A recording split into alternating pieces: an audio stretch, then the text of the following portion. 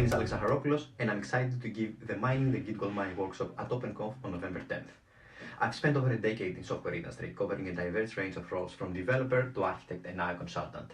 I'm currently the head of delivery and innovation for Code for Thought.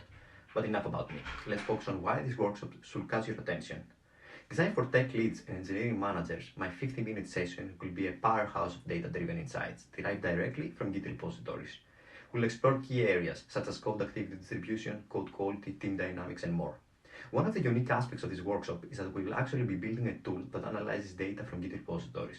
Through this tool, we'll identify patterns that you can convert into actionable insights for your teams, making this a truly hands-on experience.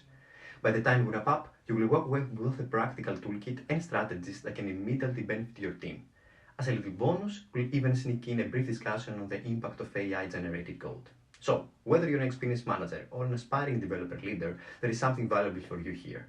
Remember to bring your laptop for an interactive learning session. I can't wait to dive into the Git Goldmine with you. Seats are going quickly, so make sure to register today. See you November 10th at OpenConf.